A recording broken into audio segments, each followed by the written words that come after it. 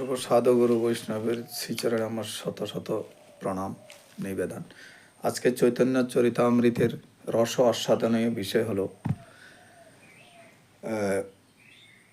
আদি লীলার একম পরিচ্ছেদে 96 শ্লোকে বলছেন, সম্বন্ধ অভিধেয় প্রয়োজন তত্ত্ববস্তু কৃষ্ণ ভক্তি প্রেম রূপ নাম সংকীর্তন সর্ব আনন্দ স্বরূপ।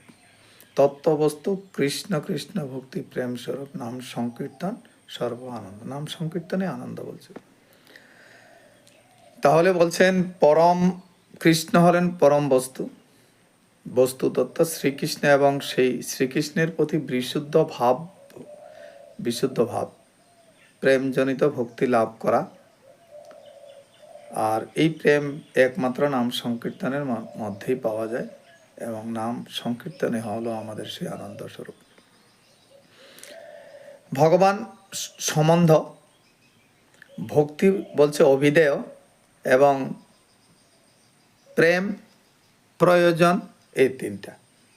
ভগবান হয় সম্বন্ধ, ভক্তি হলো অভিধেয়।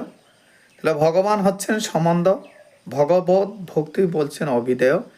ভগবত প্রেম লাভ হলো জীবনের পরম প্রয়োজন। ভগবত প্রেম লাভ করাই জীবনের পরম প্রয়োজন। এই তিনটি তত্ত্ব বেদে বর্ণিত হয়েছে। তাই আমাদের কি করতে হবে? এই জন্য বলেছেন, মনুষ্য কৃষ্ণ ভজিবার তরে সংসারেতে আইন মিছে মায়া বদ্ধ হয়ে বিজ্ঞ। তাহলে আমাদের ভগবান হচ্ছে আমার সম্বন্ধ তত্ত্ব, ভগবানের সাথে আমার সম্বন্ধ করতে হবে। আর অভিধেয়, সম্বন্ধ অভিধেয় প্রেম। অভিধেয় হচ্ছে ভগবত ভক্তি, অভিধেয় ভক্তি থাকতে লাগবে, কোনো বিধি, কোনো দ্বিধা, কোনো আশা আকাঙ্ক্ষা, কোনো চাওয়া পাওয়া ছাড়া। আর সেই অভিধেয় ভক্তি হলেই সেই ভগবত প্রেম, শেষের সেই ভগবত প্রেম লাভ হবে।